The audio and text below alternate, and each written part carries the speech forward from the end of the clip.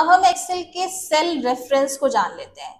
ये एक ऐसा टॉपिक है, अगर आपने इसको जान लिया तो एक्सेल पे फॉर्मूला लगाना बहुत इजी हो जाता है, क्योंकि एक्सेल जो है वो अपने सेल के रेफरेंस पे ही काम करती है। तो एक जरा सेल का रेफरेंस क्या होता है, और अगर आप सेल के रेफरेंस को नहीं समझते तो आपको किस तरीके की प्रॉब्लम होती है, तो जरा मैं ये आपको एक्सप्लेन करती हूँ। अब मान लीजिए मुझे एक सिंपल सा फॉर्मूला लिखना है। सिंपल सा फॉर्मूला का मतलब ये है कि अगर मुझे यहाँ पे मैंने लिखा है 3 और यहाँ पे लिखा है मैंने 4, मुझे दोनों को प्लस करना है।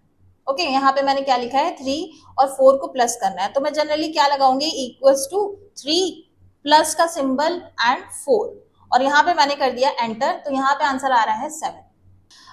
अब यही अगर मुझे यहाँ पे 3 और 4 यहाँ पे ऐसे मैंने लिखा है, मतलब मेंशन किया है, 3 और 4 यहाँ मेंशन किया है, लेकिन अगर मुझे यही सेल के रेफरेंस से लेना है, सेल का रेफरेंस का मतलब ये हुआ कि मैंने ये वाले सेल का रेफरेंस लिया, और मैंने अभी बताया था कि हर एक सेल का नेम होता है, तो इस सेल का रेफरेंस का नेम जाएगा। नेम का इन द सेंस वो 3 वैल्यू नहीं जा रही है, उस सेल में जो भी वैल्यू है वो जा रही है। तो सेल का नेम यहाँ पे क्या है, D12, फिर प्लस का सिंबल लगाया, और फिर सिमिलर यहाँ पे मैंने दूसरे सेल का रेफरेंस ले लिया।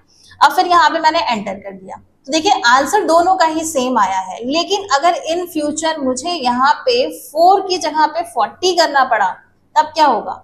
देखिए 40 करने के बाद जैसे ही मैंने एंटर किया, जो मैंने सेकंड सेल का रेफरेंस लिया था उसने ऑटोमेटिक अपना आंसर चेंज कर दिया है। लेकिन यहाँ पे जहां पे मैंने मैनुअली लिखा था 3+4, वहां पे सेल का रेफरेंस नहीं था, तो यहाँ पे आंसर भी चेंज नहीं हुआ है। तो आपको ये समझ में आ गया होगा कि सेल का रेफरेंस लेने से क्या होता है, ताकि इन फ्यूचर अगर हम कोई भी वैल्यू चेंज करें तो हमारा जो फॉर्मूला लगा हुआ है वो सेल के रेफरेंस की वैल्यू पे काम करे, ना कि जो हम मैनुअल एंट्री कर रहे हैं उसके थ्रू। सेल के रेफरेंस दो तरीके का होता है, इसको थोड़ा सा पढ़ लेते हैं। एक्सेल के reference, cell in Excel have unique reference which is its location, इसको लोकेशन भी बोल सकते हो आप। Reference are used in formula to do calculate and the fill function can be used to continue formula sidewards, downwards and upwards। मतलब कोई भी formula अगर आप लगा रहे हो तो उसको आप साइड में भी ड्रैग कर सकते हो, अपवर्ड भी ड्रैग कर सकते हो, डाउनवर्ड भी ड्रैग कर सकते हो। अब इसके जो रेफरेंस होते हैं वो दो तरीके का होता है, एक होता है रिलेटिव रेफरेंस, एक होता है एब्सोल्यूट रेफरेंस। रिलेटिव का मतलब ये होता है कि जो भी सेल है वो उसी से रिलेट करके आपको आंसर करेगा। लेकिन अगर आप एब्सोल्यूट लगाते हैं, एब्सोल्यूट में क्या करते हैं, हम सेल को फ्रीज करते हैं। फ्रीज इन द सेंस कि हम चाहते हैं कि जो वैल्यू है वो मूवेबल ना बने, मतलब वो वैल्यू क्या हो जाए, फ्रीज हो जाए, फिक्स हो जाए। तो उस केस में हम एब्सोल्यूट रेफरेंस का यूज करते हैं। ये देखिए रिलेटिव का क्या मतलब होता है। रिलेटिव का मतलब ये हुआ कि मान लीजिए यहाँ पे 2 लिखा है और यहाँ पे 3 लिखा है, तो दोनों को मुझे प्लस करना है, तो प्लस करके यहाँ पे 5 आएगा।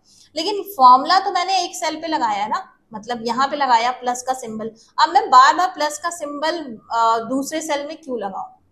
तो एक्सेल तो हमारा इसीलिए यूज होता है ना, ताकि हम अपने टाइम को सेव कर सके। तो हम क्या करेंगे, ये जो फॉर्मूला लगा है उसी को ही हम ड्रैग कर देंगे, तो ये हो जाता है हमारा रिलेटिव रेफरेंस।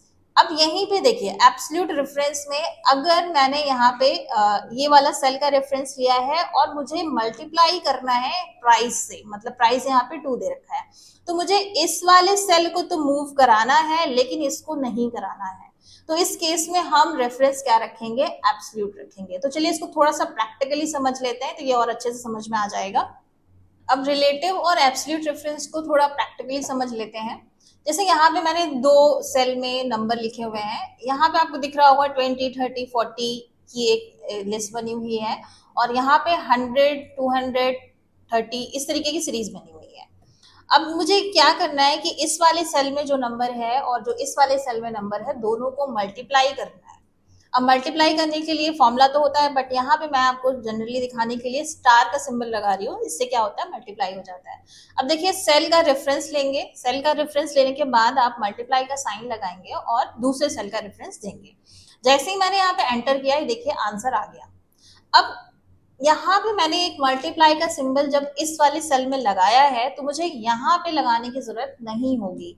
अब मैं क्या करूंगी, इसी फॉर्मूले को ड्रैग कर दूंगी नीचे की साइड, ताकि क्या करेगा, ये जो भी फॉर्मूला लगा है वो अपने रिलेटिव सेल से रिलेट कर लेगा। कैसे करेगा ये मैं आपको दिखाती हूँ। ये देखिए, जैसे ही मैंने इसको यहाँ पे ड्रैग किया, ये फॉर्मूला ऑटोमेटिक जनरेट हो गया और सेल के साथ रिलेट कर रहा है। अब सेल के साथ कैसे रिलेट कर रहा है, जब भी आपको फॉर्मूला यहीं पे ओपन करना है तो आप प्रेस करोगे F2। F2 एक शॉर्टकट की है जिससे फॉर्मूला उसी सेल में ओपन हो जाता है। तो ये देखिए, यहाँ पे इसका जो सेल का रेफरेंस है वो है E20 और F20। जैसे ही आप नेक्स्ट सेल में जाते हो, जैसे ही आप नेक्स्ट सेल में जाओगे, यहाँ पे आप देखो इसका सेल का रेफरेंस अलग हो गया, इसका सेल का रेफरेंस हो गया 21 और E21 और F21। सिमिलर लाइक यहाँ पे भी आप देखो इस वाले सेल का भी रेफरेंस हो गया 22। मतलब इसने क्या कर दिया, हर एक सेल का रेफरेंस अलग लिया और आंसर यहाँ पे कर दिया है। तो ये होता है आपका रिलेटिव रेफरेंस। अब यही चीज अगर मैं एब्सोल्यूट रेफरेंस की बात करूं, अब एब्सोल्यूट रेफरेंस में ध्यान से समझिएगा कि नंबर वही है, लेकिन मुझे हर एक नंबर को 100 से मल्टीप्लाई करना है। मतलब अब मेरे पास और नंबर नहीं है, मेरे पास बस सिर्फ एक ही सीरीज है और उसको हर एक नंबर को 100 से मल्टीप्लाई करना है। तो अब इस केस में क्या होगा, तो देखिए जैसे मैंने पहले वाला फॉर्मूला लगाया था वैसे ही अप्लाई कर देती हूँ। देखिए मल्टीप्लाई कर रही हूँ और इसके बाद यहाँ पे भी कर रही हूँ। अब जैसे ही मैं फॉर्मूले को ड्रैग कर रही हूँ तो देखिए क्या हो रहा है, आंसर नहीं आ रहा है। क्यों नहीं आ रहा है, एक का तो आंसर इसने सही दे दिया क्योंकि इसके कंपैरिजन में इसको 2 वैल्यू मिल गई है। लेकिन जब हम यहाँ पे जा रहे हैं, यहाँ पे आप देखिए जब मैंने F2 प्रेस किया तो इसने सेल का रेफरेंस कौन सा लिया है, E30 लिया है और F30 लिया है।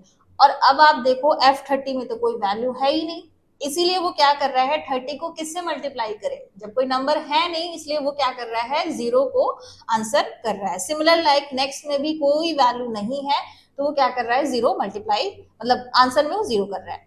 लेकिन मुझे सबको 100 से मल्टीप्लाई करना है तो मैं बार बार 100 क्यों लिखूं, अगर मैं लिख दूंगी तो आंसर आ जाएगा। लेकिन आप ये सोचो ना कि अगर आपको एक ही नंबर से मल्टीप्लाई करना है तो आप 100 को बार बार क्यों लिख रहे हो। तो इससे बेटर नहीं है कि हम जो 20-30 वाली सीरीज है उसको रिलेटिव रखें और जो 100 वाला नंबर है उसको फिक्स कर दें। मतलब वो 100 वाला जो नंबर है उसका जो सेल नंबर है उसको फिक्स कर देते हैं, वो मूव नहीं कराना है मुझे। मतलब ये तो मूव कराना है बट ये मूव नहीं कराना है। अब इस रेफरेंस को हम क्या कर देते हैं, फ्रीज कर देते हैं, फिक्स कर देते हैं, जिसको हम एब्सोल्यूट रेफरेंस भी कहते हैं। अब देखिए फ्रीज करने के लिए लगता है डॉलर सिंबल। अब डॉलर सिंबल कैसे लगेगा, उस सेल पे लगता है। जैसे यहाँ पे आप देखिए E29 है, यहाँ पे E29 तो ओके है, लेकिन मैं F29 पे कहीं पे भी आप क्लिक करिए और F4 करने से क्या होता है, दोनों सेल में डॉलर सिंबल लग जाता है। अब देखिए F4 F के आगे भी लगा है, मतलब F4 प्रेस करने से डॉलर सिंबल F के आगे भी है और 29 के आगे भी है। मतलब रो और कॉलम दोनों को ही इसने क्या कर दिया है, फ्रीज कर दिया है। जैसे ही मैंने एंटर किया, अब देखिए फॉर्मूले को मैं ड्रैग कर रही हूँ तो अब आपको आंसर मिल रहा है। अब आपको आंसर क्यों मिल रहा है, ये देखिए जैसे ही मैंने यहाँ पे F2 प्रेस किया है तो ये देखिए इसका सेल का रेफरेंस क्या है, E29 F29। नेक्स्ट पे जब आप गए तो इसका भी सेल रेफरेंस क्या है, E30। मतलब नेक्स्ट वाले का, पहले वाले का तो इसने सेल का रेफरेंस रिलेटिव रखा है, लेकिन नेक्स्ट में भी इसने F29 लिया है, मतलब वैल्यू को 100 को फिक्स कर दिया है। ये देखिए इसमें भी आंसर आ रहा है, इसमें भी आपको F29 है। मतलब 100 वाली सेल को फिक्स करना, मतलब उसी को ही क्या करते हैं, हम एब्सोल्यूट बनाते हैं। अब इसका थोड़ा सा और कॉन्सेप्ट ये है कि अभी जब आप F4 प्रेस करते हो तो ये क्या करता है, रो और कॉलम दोनों को ही फ्रीज करता है। लेकिन कभी कभी हमारे पास ऐसे सिचुएशन आ जाती है कि हमें सिर्फ रो को फ्रीज करना होता है, कॉलम को नहीं करना है, या फिर कॉलम को फ्रीज करना है, रो को फ्रीज नहीं करना है, तब डॉलर साइन कहाँ लगता है। तो देखिए डॉलर साइन कितने तरीके का लगेगा। पहले अगर आपने F4 प्रेस किया तो डॉलर साइन दोनों, मतलब रो एंड कॉलम दोनों की जगह पे लग गया है, लेकिन दोबारा आप F4 उसी में प्रेस करते हो। ये देखिए जैसे मैंने दोबारा F4 प्रेस किया, इसने F में डॉलर का सिंबल हटा दिया है, सिर्फ रो को फ्रीज किया है। अगर आप दोबारा फिर से F4 प्रेस करते हो तो ये देखिए इसने F को फ्रीज किया है, यहाँ पे आप देखिएगा F को फ्रीज किया है, 29 को रिमूव कर दिया है। अगर आप फिर से F4 प्रेस करते हो तो अब ये F4 रिमूव हो गया। मतलब जितनी बार भी आप F4 मतलब फंक्शन कीज होता है F4 प्रेस करते हो उतनी बार वो डॉलर सिंबल जहां जहां आपको लगाना होता है वो आप लगा सकते हो। ठीक है, तो अभी मैंने यहाँ पे F4 दोनों ही साइड लगाया है और एंटर किया है। अब दोनों ही साइड मतलब दोनों ही अगर डॉलर सिंबल लगता है दैट मीन कि ये वाली वैल्यू फिक्स हो गई है, मतलब अब ये कहीं पे भी मूव नहीं करेगी। इसका जो सेल का रेफरेंस है वो F29 हो गया है।